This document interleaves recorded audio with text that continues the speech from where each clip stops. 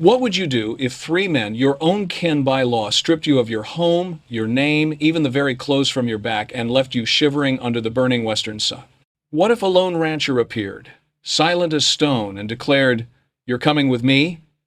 Was it salvation, or the start of another captivity? In the Wild West, mercy often wore the face of danger.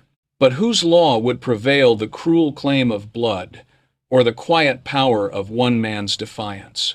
The woman stood barefoot on the scorched earth, her skin raw beneath the merciless Sunday dust, clung to her shoulders like ash from a dying fire, the last remnants of a dignity stripped away.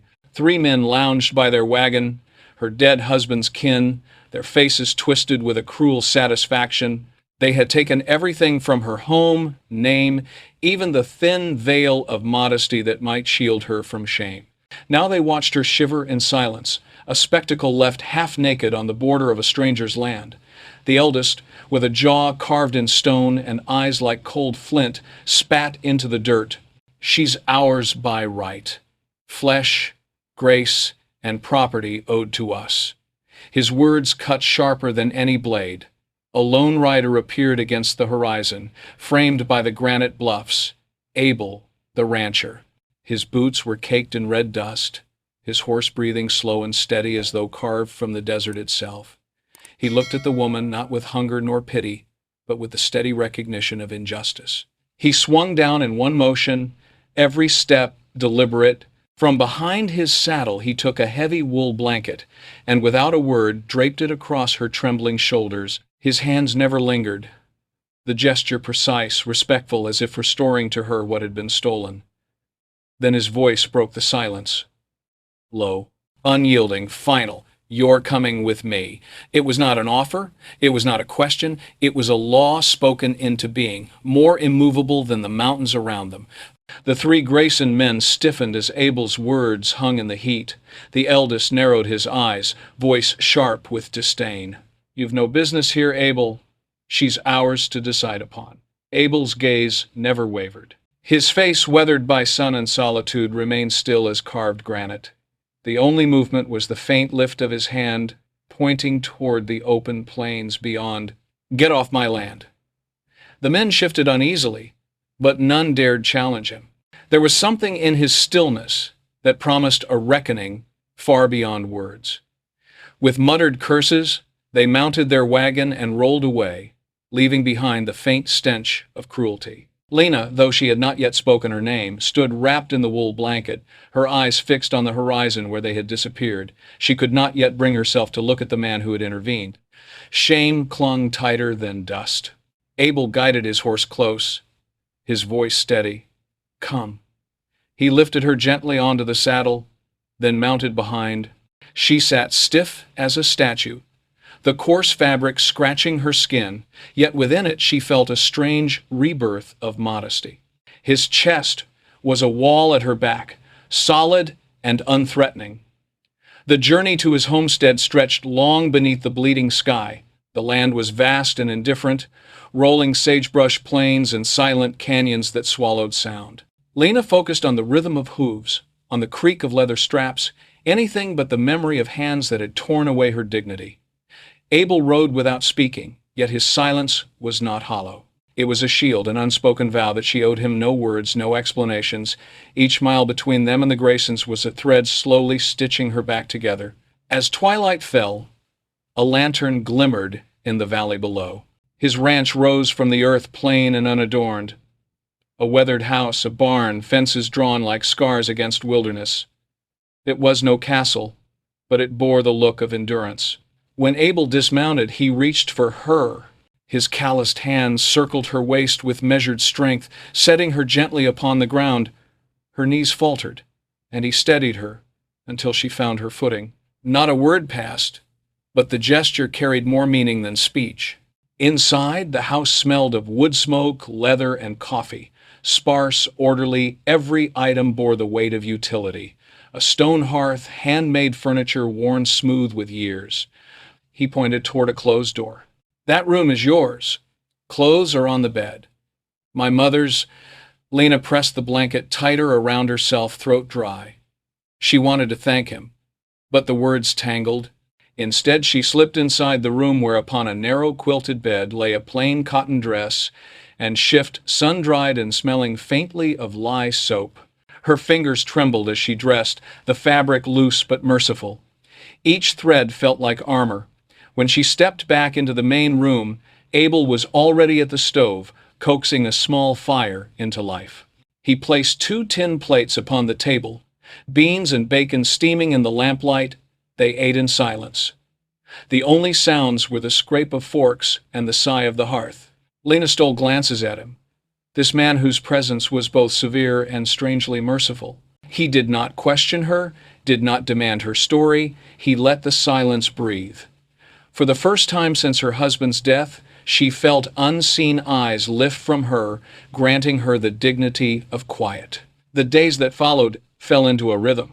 Abel rose before dawn, his boots a steady thud upon the floorboards. He tended cattle, mended fences, vanished into the wide fields. He left food on the table without ceremony, a heel of bread, a bowl of stew. He did not intrude, as though space itself was a gift he could offer. Lena drifted through the small house, pale as a ghost. She found a carved wooden box tucked in a corner, whittled birds, a photograph of a stern woman with Abel's eyes, and a chipped porcelain teacup, its handle broken. She traced the fracture with her finger, broken yet still whole, a mirror of herself. One afternoon, the walls pressed too tightly. She stepped onto the porch, sun sharp on her skin. In the distance, Abel worked at a fence, hammer striking in steady rhythm. He did not wave, but she sensed he knew she was there. He granted her presence no spectacle, and that small mercy drew a breath from her chest she had not realized she held. But peace was fragile. A week later, on the eastern ridge, she saw it, a lone figure on horseback, watching, too far for details, yet her blood turned cold. She knew the posture, the shadowed arrogance. The Graysons had not vanished. They circled like wolves. Fear clamped around her heart. The valley no longer felt like a refuge but a trap. That evening, Abel came inside carrying an oiled cloth. He laid his rifle upon the table, disassembling it piece by piece. The scrape of metal echoed like thunder. He spoke no word of riders, yet the message was clear. The world had not forgotten her, and he would be ready. Lena sat stiff in the chair, eyes on his hands. His motions were calm, methodical, as though preparing for rain. It was not aggression but vigilance, an unspoken pact that her safety was now bound to his resolve. The night air thickened with the scent of storm. A sudden bleating split the silence, the cry of a ewe in distress. Abel was already pulling on his boots, lantern in hand. Without thought, Lena followed into the dark. The birthing pen near the barn writhed with shadows, wind tugging at the lantern's flame. A ewe labored hard, its lamb turned wrong. Abel's voice was taut but calm. Hold the light steady. She knelt in the straw, hair whipping across her face, hands surprisingly firm around the glass.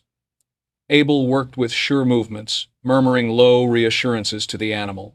For a suspended moment, time held its breath. Then life. A trembling cry, weak but real. The lamb shuddered, breath filling its tiny lungs. Relief surged through Lena like a tide. They had pulled it back together, as if defying death itself. Abel glanced at her then, the lantern glow catching both their faces. His eyes lingered, unreadable yet softened by something unspoken. Back inside, rain tapping against the roof, Lena whispered the first words she had offered freely. "Thank you." He only nodded, but the weight of it was enough. From that night, silence between them changed. No longer heavy, but companionable. She ventured beyond the porch, began to tend a neglected patch of soil behind the house. Her hands learned again the rhythm of life, pulling weeds, uncovering mint by the fence. One afternoon, Abel returned to find a glass of mint water waiting on the rail. He drank it in one draught, his nod carrying more gratitude than words. She mended his torn shirt, swept the floors, restored small order. Not servitude, but partnership. With each stitch, each act, she reclaimed herself, and one evening, By the fire's glow she spoke, at last, her voice low even like reciting a ledger of loss. A husband taken by fever, in-laws who saw her as burden, as property, a farm stripped away, livestock seized, and finally her dignity stolen in a cruel display. Abel listened without interruption, only the tightening of his jaw betraying the storm inside. When she finished, the room held a silence, deep, heavy, yet different, no longer isolation, but witness. Outside, the sky bruised purple with another storm. In the pasture, the cattle stirred nervously, and on the eastern ridge, three silhouettes appeared at last, no longer distant watchers, but riders advancing with grim intent. Wind prowled the eaves as the riders poured down the ridge. Abel did not fetch the rifle he had so carefully oiled. He stepped to the porch and waited, a single figure set against the wheeling sky. The Graysons drew up in a churn of dust. The old man's mouth curled like a hook. "We've come for what's ours," he said. "Send her out." Abel's answer was level. "No." The younger son swung down with a length of rope, swagger already sharpening to menace. By law and by right. Abel took one step from the top stair. Not a hand to his belt, not a flick toward the door, only that step, the kind a mountain makes when it remembers it can move. His voice carried like iron striking an anvil. "She is not chattel. She will not be paraded again." Behind him, the door creaked. Lena, wrapped in the wool blanket, crossed the threshold. She should have hidden. Instead, she stood beside Abel, bare feet on the plank, chin lifted.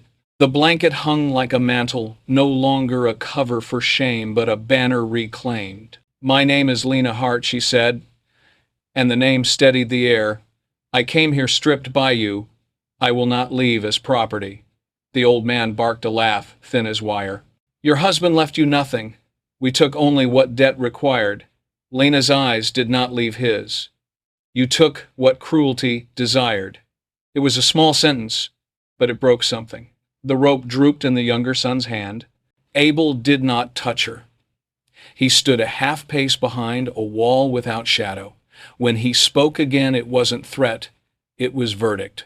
"You will turn your horses now. You will not ride this ridge again." Thunder rolled far off, the storm gathering its judgment. For the first time, the Graysons seemed to hear it. The old man's gaze flicked to the valley, to the fences, to the steadiness in Abel's stance and the fire that had returned to Lena's eyes. The ground had shifted. Ownership had slipped from their grip and turned to weight. Rain began to stipple the dust, each drop a nail on silence. The younger son lifted the rope, then let it sag, courage leaking like water from a cracked skin. The old man hesitated, jaw working hard. Lightning split the horizon, illuminating faces tight with rage and fear. Abel did not move, yet his stillness was a weight pressing them down. The eldest Grayson spat again, but the sound was brittle now, less defiance than delay. "You think a blanket and a roof make her yours?" he sneered. Abel's reply was quiet, yet it cut like sharpened steel. "No man owns another. Not by marriage, not by debt, not by name. She stands free, and I stand beside her." The storm cracked louder. Lena's breath trembled, but her spine held straight. She realized Abel had spoken the truth not only for her, but with her. In his words, she heard her own voice waiting, long buried. She stepped forward, bare toes on wet wood. "You taught me fear," she said to them, "but I have none left to give." The younger son lunged, rope swinging, but Abel's motion was sudden, decisive. He didn't strike with weapon or fist. He caught the man's wrist midair, twisted, and sent him sprawling into mud. The rope fell useless. The old man and the second son half reached for iron at their belts, but froze when Abel straightened, eyes burning with a fury colder than violence. "Try it," Abel said, voice steady as rainfall, "and you'll never ride home." The words rang not as a threat, but as a certainty. The storm itself seemed to pause. The Graysons saw it, then, that Abel was immovable, a law written in flesh and soil. Even more, they saw Lena at his side, no longer broken but standing like a tree whose roots had sunk deep into the valley. Defeat crawled across their faces. The eldest jerked his reins, spitting curses drowned by thunder. Together they dragged the youngest from the mud, mounted, and retreated. Their silhouettes blurred against sheets of rain until ridge and riders vanished into shadow. Water poured from the eaves, cold and cleansing. Lena's heart pounded, yet she felt light, almost unshackled. Abel turned toward her. For the first time his hand brushed hers, not possession, not claim, only recognition. The storm broke fully overhead, washing the valley clean. The rain hammered earth and roof alike, a drumbeat of release. Abel and Lena remained on the porch, drenched, yet neither moved. The storm had carried the Graysons away, but it had left behind something larger, an unspoken bond sealed in defiance. Inside, the fire hissed as damp logs met flame. Abel set aside his hat, water streaming from its brim, and began stripping the mud from his boots. Lena stood near the hearth, blanket clutched but no longer for shame. Her eyes followed the crackling light, yet her voice was steady when she spoke. "They'll be back," she whispered. Abel's gaze lifted. "Perhaps, but they'll find us waiting." The words were simple, but they rooted deep. For weeks, she had existed as a shadow, breath caught between terror and silence.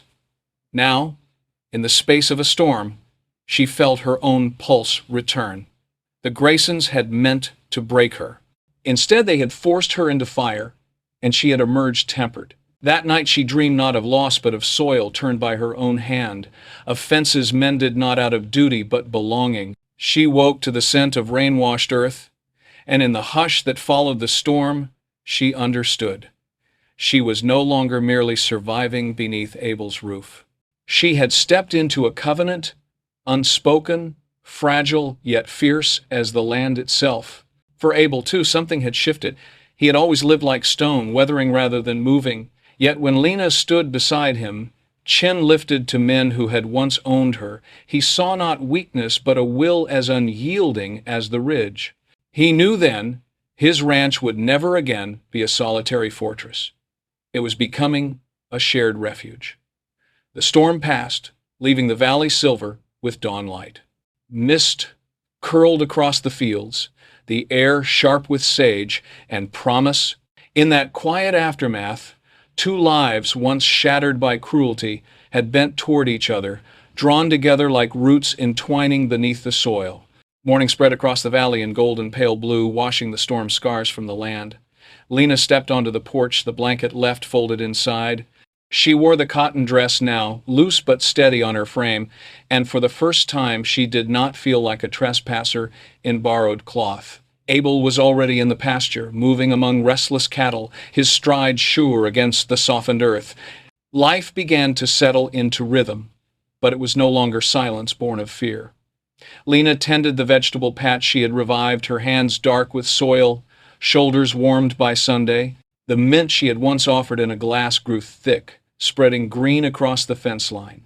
Abel returned from long days with boots caked in mud, and there would be bread waiting on the table, beans simmering quietly on the stove. No words were needed. The pattern itself was a conversation. In the evenings they sat by the fire, Abel mending harness straps, Lena with needle and thread. Sometimes she spoke of books she once loved, of the lullabies her mother sang. Abel listened, silent as ever, but his stillness was not absence. It was presence, vast and patient, the way mountains listen to wind. One afternoon, Abel entered to find the chipped porcelain teacup on the windowsill. It had been painstakingly mended, thin cracks like rivers veining its sides, but it was no longer empty. Inside, Lena had placed tiny purple creek flowers, vivid against the white glaze. Abel paused, touching one fragile petal with his rough hand. Then he looked at her. His lips curved slow, unpracticed, but true, a smile. In that moment the house shifted. It was no longer his alone, it was theirs. Seasons rolled like great wheels. Autumn draped the valley in amber, leaves rattling crisp against fences. Winter came fierce, laying white silence across the fields. Abel and Lena endured side by side, their labor measured not in words, but in shared tasks. Chopping wood until their arms ached, carrying buckets of water through snow, tending cattle against the biting cold. In spring, thaw loosened the soil, and Lena planted rows of beans, corn, and squash, her laughter rising unbidden when green shoots broke through. Abel, who once moved through life with only necessity for company, found himself softening in ways he had never imagined. He left wildflowers on the table, wordless offerings bright against plain wood. He pointed out hawks wheeling high above, or the first buds opening along the ridge.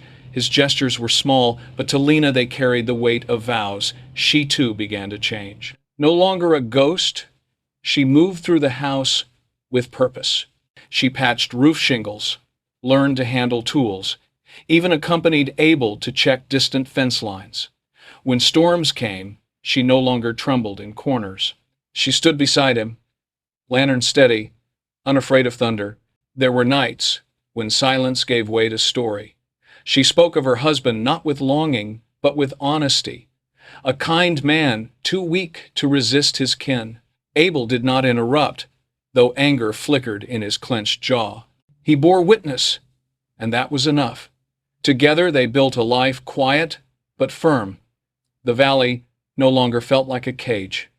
It was sanctuary, carved by endurance, softened by grace. Each scar, on land, on body, on soul, was acknowledged but not hidden. Spring deepened, the hills shimmering green, wildflowers nodding in soft breezes. On the porch one morning, Abel and Lena watched sunlight crest the ridge, the same ridge where threat had once appeared. Now it glowed like a crown of peace.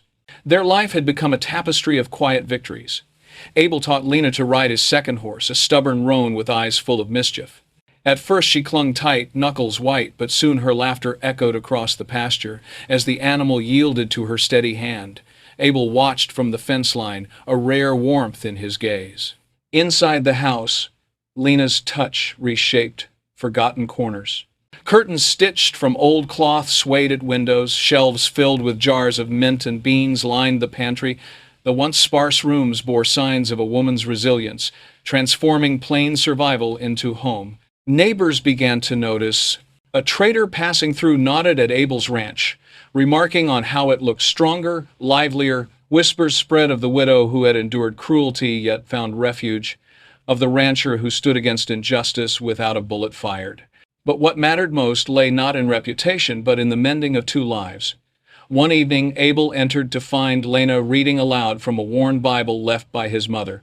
Her voice filled the room, gentle yet firm.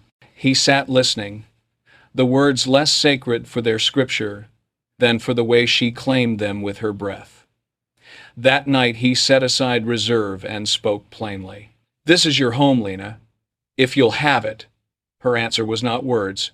She placed the mended teacup between them, its cracks veined like rivers of gold. Inside bloomed fresh wildflowers. She met his eyes, and in that silence her yes was undeniable. Together they had built something enduring, not just walls and fences, but a world rooted in dignity, respect, and the fierce quiet of chosen kinship. Stories like this do not end with storms or with men riding away in defeat.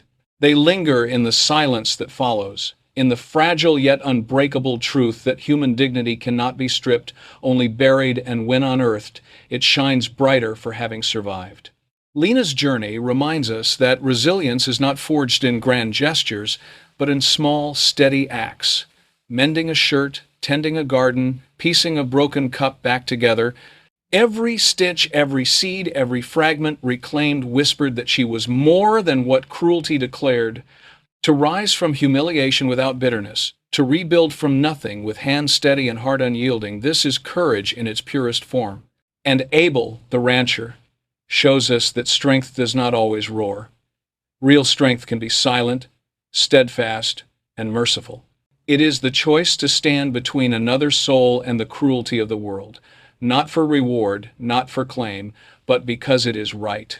His defiance was not in the crack of gunfire, but in the immovable certainty of his presence. His silence became shelter, his stillness a fortress. Together, their story carries a truth we often forget in a world loud with posturing, that healing comes not from erasing scars, but from honoring them. The cracks in Lena's spirit, like the veins in the mended teacup, did not disappear. They became part of her strength, a map of survival and renewal. So what lesson do we draw when we look upon their valley, washed clean by rain, blooming with spring? That even in the harshest landscapes, whether of desert or of the human heart sanctuary, can be built. That two broken lives can intertwine like roots beneath soil, drawing strength not despite their fractures, but because of them. If you have ever felt stripped bare by loss, if you have known the weight of voices declaring you worthless, remember Lena, remember Abel. Remember that your worth is not decided by those who try to diminish you. It lives in the quiet courage to rise, to claim your ground, to stand beside another and say, "Here we build again."